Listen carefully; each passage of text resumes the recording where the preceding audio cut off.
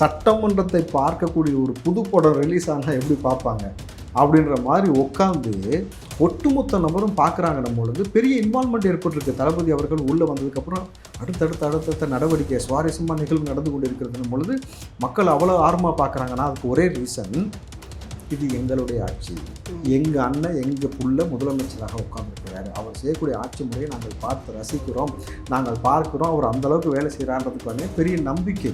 இவ்வளோ huge numbers பார்க்குறது, இதெல்லாம் நீங்கள் இதுக்கு முன்னாடி சட்டமன்றத்தை இவ்வளோ பேர் பார்த்த வரலாறே கிடையாது. உங்கள் ஆட்சி மேலே நம்பிக்கை வந்து ஏன்டா ஓட்டு போட்டோன்னு யோசிக்க ஆரம்பிச்சிட்டாங்க மக்கள்னு சொல்கிறாரு. அது அவங்களுக்கு ஏன்டா ஓட்டு, நமக்கு ஏன்டா ஓட்டு போடல, எங்கள் அப்பாலாம் ஏன்டா தோக்கடிச்சிக்கின்ற கோவத்தில் அவங்க வெளியில் போயிருக்காங்க. எதிர்கட்சி என்னென்னு செய்வாங்க, பாராட்டுவாங்களா?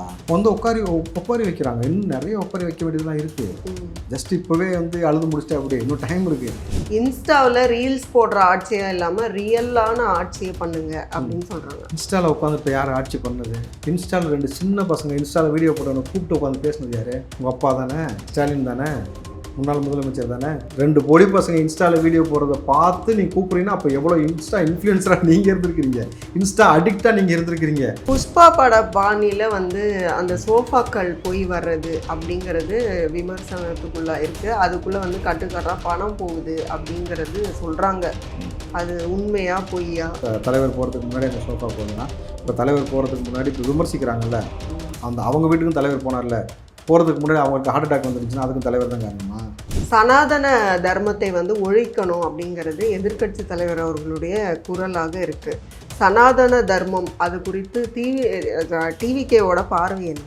சாதி மதங்களுக்கு கடந்த, சாதி மதங்களுக்கு அப்பாற்பட்ட ஒரு நல்ல தலைவர் தான் இன்றைக்கு முதலமைச்சராக வந்து உட்கார்ந்துருக்கணும் பொழுது இங்கு தமிழ்நாட்டில் மதவாத பிளவுவாத அரசியல் செய்வதற்கான வாய்ப்புகள் இன்னும் நிச்சயமாக கிடையாதுன்னு பொழுது இது போன்ற பேச்சுக்களும் இது போன்ற விஷயங்களும் இனிமேல் தமிழ்நாட்டுக்குள்ளே பெருசாக வந்து உங்களுக்கு பெரிய இம்பாக்டாக ஏற்படுது. ஏன்னா இவர் முதலமைச்சராக வந்து உட்கார்ந்ததுக்கு பிறகு இந்த மாதிரி மத அரசியலுக்கு பிளவுவாத அரசியல் செய்யக்கூடிய நபர்களையே அவர் போய் சந்திக்கிறேன் பொழுது இப்போ தமிழ்நாட்டில் எந்த மாதிரி ஒரு ஆட்சி நடக்குன்னு புரிஞ்சுக்கணும். இப்போ இந்த மதுபான கடைகள்னு வரும்போது சௌமியா அன்புமணி அவர்கள் குறிப்பிட்டாங்க, ஒரு ஷாப்பை வந்து க்ளோஸ் பண்ணும்போது அங்கே வந்து திருப்பியும் அந்த தர்ஸ்ட் இருக்கும் அப்படிங்கிற பட்சத்தில் சந்து கடைகளெல்லாம் ஓப்பன் பண்ணுவாங்கன்ட்டு. அப்போ அதையும் தடுக்கிறதுக்கு என்ன நடவடிக்கைகள் எடுத்தீங்க? ஓப்பன் பண்ணுவாங்களா முதல்ல இதுக்கு மேலே இந்த ஆட்சியில்? இது என்ன நீங்கள் என்ன டிஎம்கே ஆட்சி நினச்சிட்டு இருந்தீங்களா? இந்த சந்து கடை பொந்து கடை எல்லாமே வந்து இவங்கெல்லாம் வந்து அது 10 மணிக்கு மேலே கடை நடத்துகிற எல்லா விதமான கன்றாவையும் திமுக ஆட்சியில் உருவாக்கி வைக்கப்பட்டதை நம்ம பார்த்துட்டு பண்ணும்பொழுது இதற்கு மேலே அந்த மாதிரி வாய்ப்பு இல்லை மேடம். காவல்துறைக்கு முழு சுதந்திரம் அதிகாரம் கொடுக்கப்பட்டிருக்க முதலமைச்சரால் சட்டம் தன் கடமையை நிச்சயமாக செய்யலாம். மக்கள் வந்து தாவேக ஆட்சி மேலே இருக்கிற அந்த நம்பிக்கையை வந்து இழந்துட்டாங்க, அதனால நாங்கள் வந்து வெளிநடப்பு செய்கிறோம் அப்படி சொல்லி திமுக வந்து ஆதரவோ எதிர்ப்போ எதிர்ப்பு அப்படிங்கிறத கூட தெரிவிக்காமல் வெளியில் போயிட்டாங்க. இதை எப்படி எடுத்துக்கிறது? இன்றைக்கி சட்டமன்றத்தில் என்ன நடக்குதுன்னு உட்காந்து பார்க்கக்கூடிய பார்வையாளர்களுடைய எண்ணிக்கை எவ்வளோ தெரியுமா?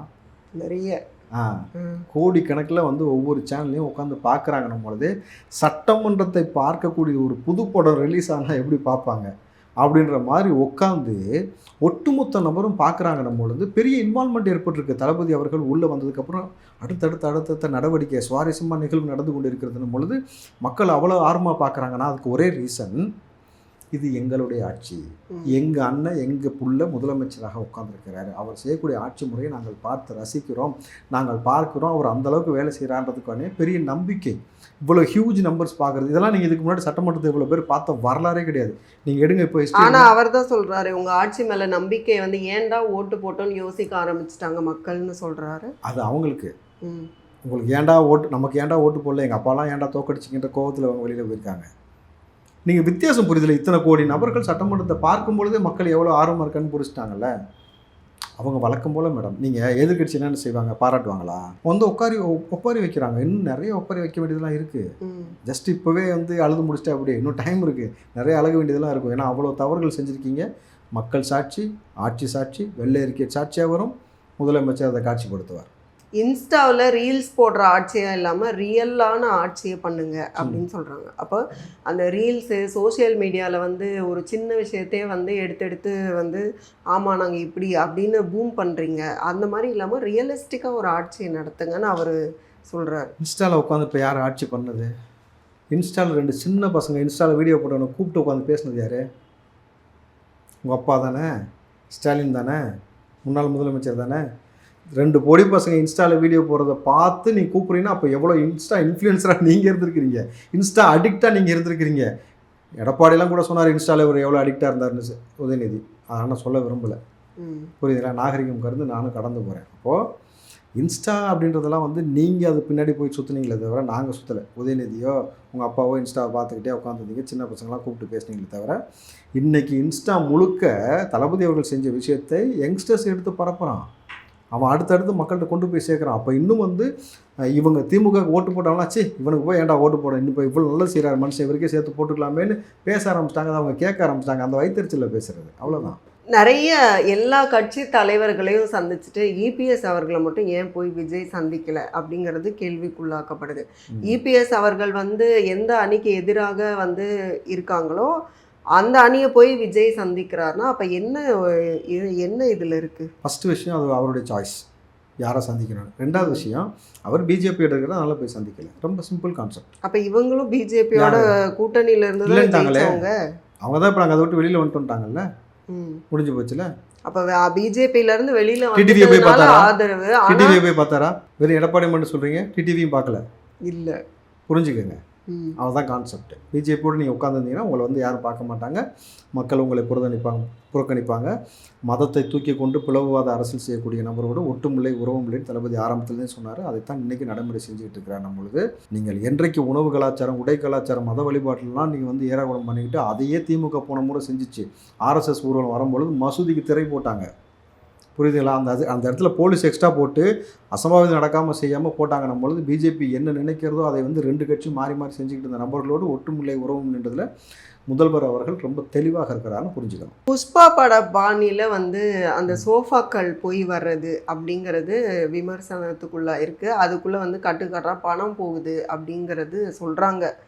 அது உண்மையா பொய்யா? கற்பனை, முட்டாள்தனமான கற்பனைக்கெலாம் பதில் சொல்ல முடியாது.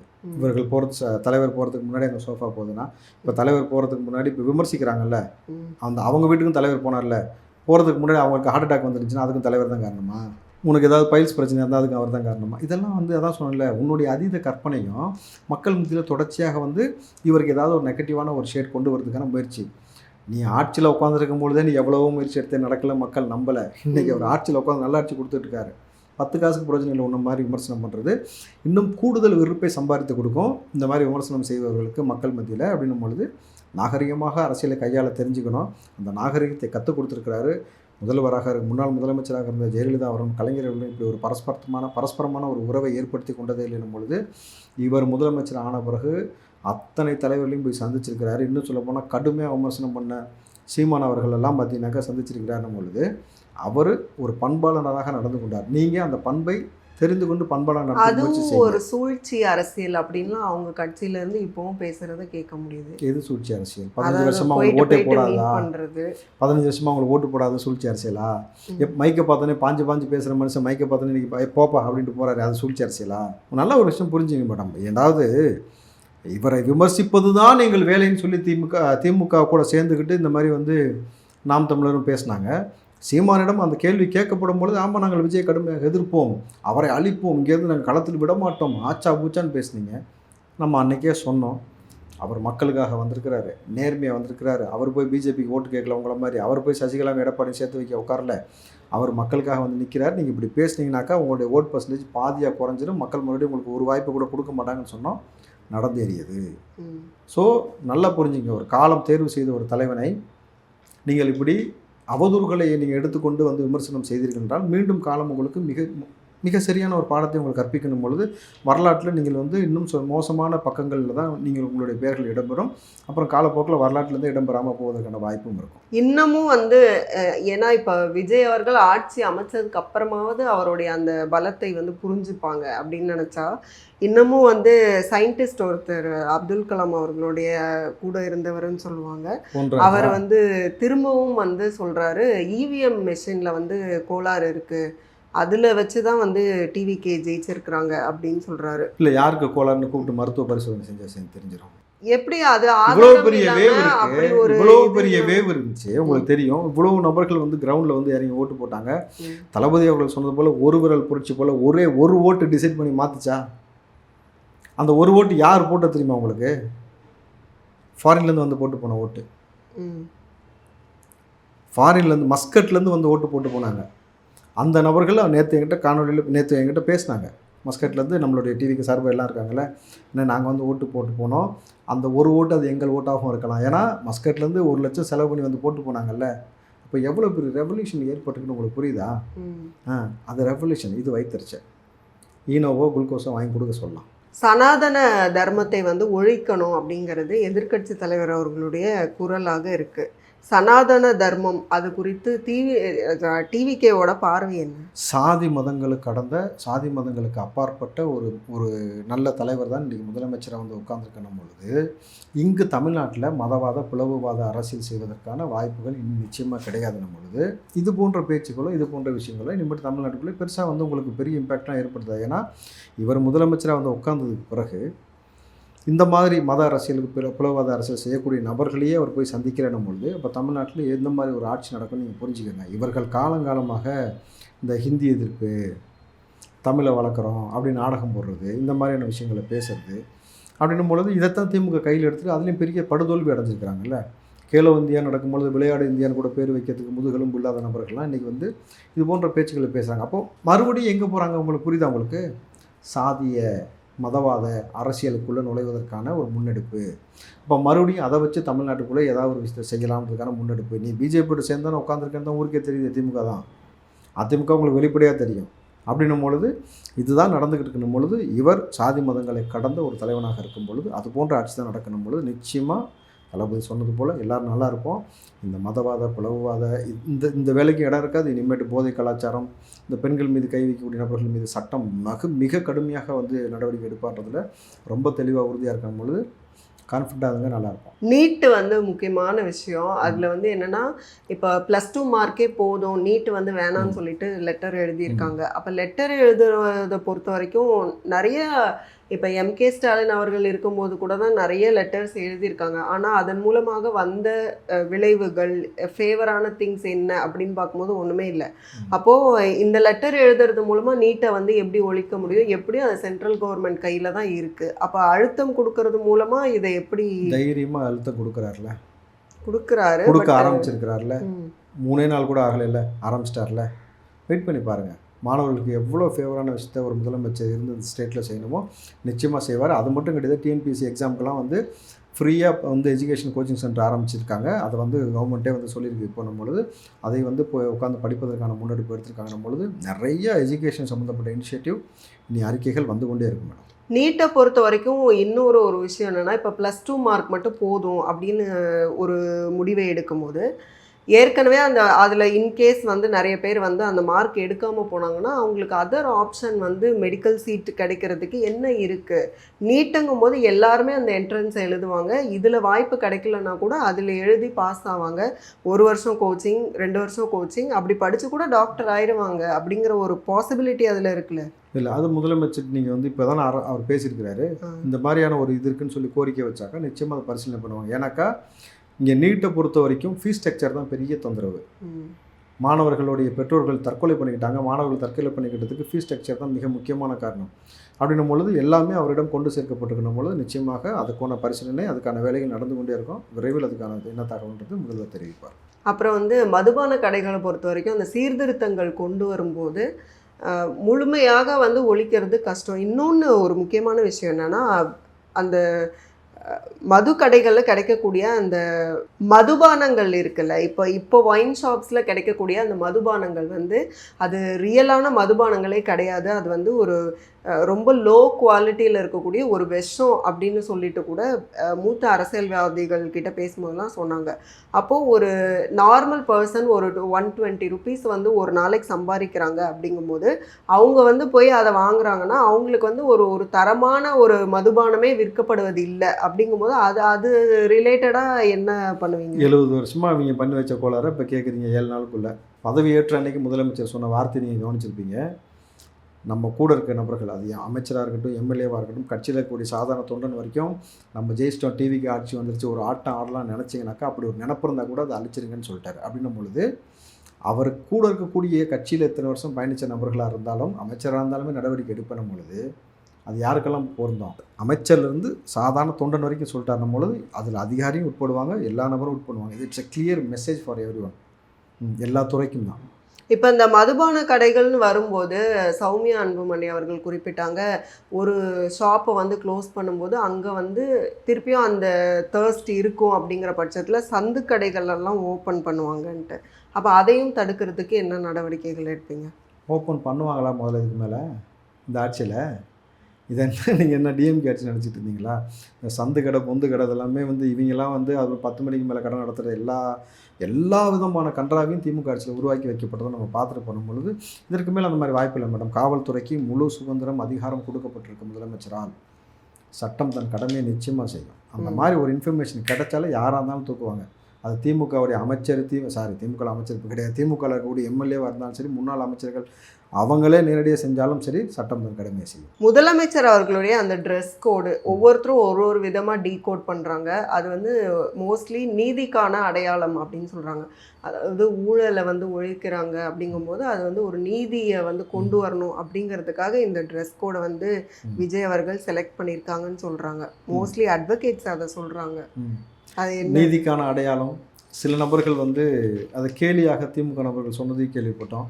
என்ன டிடிஆர் மாதிரி வராரு அப்படின்னு சொன்னாங்கன்ட்டு. ஆமாம், எவனும் திருட்டுத்தனமாக ட்ரெயினில் டிக்கெட் வாங்காமல் வந்துடக்கூடாதுன்னு வராரு அப்படின்னு நான் பார்க்குறேன். அது நிச்சயமாக நீதி நிலைநாட்டுவதற்காக தான் அந்த ட்ரெஸ் கோடு ஒரு யூனிக்கான ட்ரெஸ் கோட். ஓகேங்களா? அம்பேத்கர் கனவை நினைவாக்குற மாதிரியான ட்ரெஸ் கோட் அது வந்து. புரியுதா உங்களுக்கு? சட்டம் தன் கடமையை செய்யும். ஓகே. அப்புறம் இன்னொரு விமர்சனம் வந்துச்சு. சட்டமன்றத்தில் வந்து உதயநிதி அவர்கள் பேசினாங்க, நிறைய விமர்சனங்கள் முன் வச்சாங்க.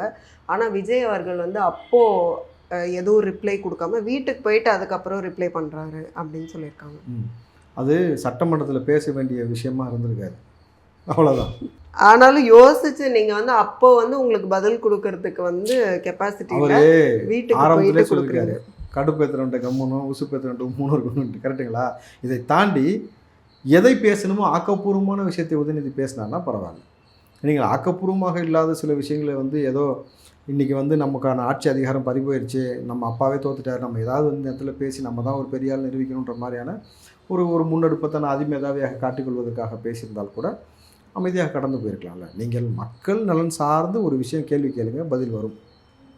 மன்னர் ஆட்சி வாரிசு அரசியல்னு சொல்லி திமுகவை வந்து விமர்சிச்சுட்டு கூட்டணி வச்சிருக்கிறது வந்து காங்கிரஸும் வந்து வாரிசு அரசியலுக்கு எக்ஸாம்பிளான ஒரு கட்சி, ஊழலுக்கு எக்ஸாம்பிளான ஒரு கட்சி. தமிழிசை அவர்கள் வந்து சொல்கிறாங்க, ஊழல்னால தான் விழுந்த கட்சி, அதனால தான் எங்கேயுமே வந்து வர முடியல இந்தியா முழுக்க. ஆனால் பாருங்கள் அவங்களோட போயிட்டு கூட்டணி வச்சுருக்குறாங்க அப்படின்னு. அது அப்படி தானே? தமிழ்நாட்டில் வந்து வந்துட்டாங்களா பிஜேபி? இல்லை, டாக்டர் தானே அந்த அம்மா. ஒரு பர்த்டே ஃபங்க்ஷன் கேட்க கையை போட்டு குழப்பி பிச்சு கொடுத்தாங்க, பார்த்தீங்களா? நல்லா புரிஞ்சுக்கங்க மேடம். தமிழ்நாட்டை பொறுத்த வரைக்கும் சிஎம் யார்? ஜோசப் விஜய் அவர்கள். அவர் தான் முதலமைச்சர். அவருக்கு கீழே தான் எல்லாம் பொழுது சொந்த கட்சிக்காரன் தப்புனாலே தூக்கிடுவேன்னு சொல்லி வான் பண்ணியிருக்காருன்னும் பொழுது கூட்டணி கட்சியாக இருக்கட்டும், யாராக இருக்கட்டும், அவருடைய தலைமையில் கீழே இருக்கும் பொழுது யாரும் இங்கே தவறு செய்வதற்கான முனைப்புன்றதே இருக்க முடியாது. தப்பு செஞ்சவன் திருந்தாதன் வருந்திக்க, இவ்வளோதான் நடக்கும். அந்த ஒரே ஒரு பவர் சென்டர் தான் அப்படிங்கிறதுக்கும் அதான் மீனிங். அதான் மீனிங். தப்பு செஞ்சவன் திருந்தி ஆகணும், இல்லாட்டி வருந்தி ஆகணும். அதுதான் அவருடைய ஆட்சி காலத்தில் நடக்கும். தப்பே நடக்காத அளவுக்கு பார்த்துக்கொள்ளக்கூடிய வேலையை பண்ணுவார். அதை மீறி நீ தப்பு தான் பண்ணுவேனாக்கா உனக்காக தான் கட்டி வச்சுருக்கோம்ல கவர்மெண்ட்டு, புழல் வேலூர்னு போய் ரெஸ்ட் எடுப்பீங்க, அவ்வளோதான். ஓகே. இப்போ வந்து பதவி ஏற்று கொள்ளும்போது நிறைய பேர் வந்து ஸ்பெல்லிங் மிஸ்டேக்கோட படித்தாங்க அப்படிங்கிற ஒரு விமர்சனமும் வருது. அப்போ வந்து அந்த பதவி ஏற்கிறத கூட அந்த தமிழில் இருக்கிறத கரெக்டாக படிக்க முடியாதவங்க எப்படி வந்து சரியாக ஆட்சி பண்ணுவாங்கங்கிற விமர்சனம். முதல் முறையாக சாமானிய வீட்டு பிள்ளைகள் அந்த ஒரு பதவி ஏற்க போகும்போது ஒரு எமோஷனில் யாருக்குமே சில இடங்களில் வார்த்தை தடுமாறும். கரெக்டுங்களா? அப்படி பண்ண தடுமாற்றத்திலாம் நீ பெருசாக எடுத்து பேசுகிறேன். நீ காலங்காலமாக மண்ணை மாமனை உட்காந்துட்டு சட்டமன்றத்தில் நீயும் உங்கள் அப்பாலேருந்து எல்லாமே வெளியில் என்னென்ன பேசுனீங்கன்னா எல்லாருக்கும் தெரியும்ல. சாமானிய வீட்டு பிள்ளைகள் நிறைய பிள்ளைகள், கரெக்டுங்களா? யார் வரைக்கும் தோக்கடிச்சிருக்காங்க?